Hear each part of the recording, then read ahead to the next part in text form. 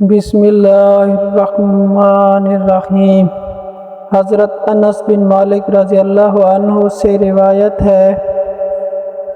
کہ رسول اللہ صلی اللہ علیہ وآلہ وسلم نے فرمایا کہ ایسا بھی ہوتا ہے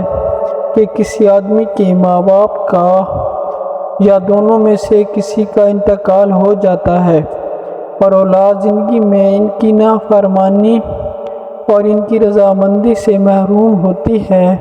لیکن یہ اولاد ان کے انتقال کے بعد سچے دل سے ان کے لیے اللہ تعالیٰ سے خیر و رحمت کی دعا اور مغفرت و بخشش کی استطاعت کرتی ہے اور اس طرح اپنے قصور کی تلافی کرنا چاہتی ہے، تو اللہ تعالیٰ نافرمان اولاد کو فرمانبردار قرار دے دیتا ہے۔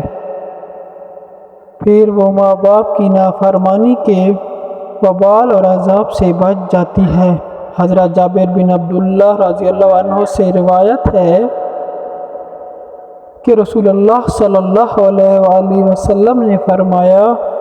کہ اللہ تعالیٰ ماں باپ کی خدمت و فرمانبرداری اور حسن سلوک کی وجہ سے آدمی کی عمر بڑھا دیتا ہے۔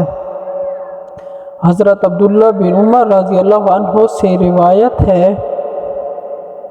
کہ رسول اللہ صلی اللہ علیہ وآلہ وسلم نے فرمایا،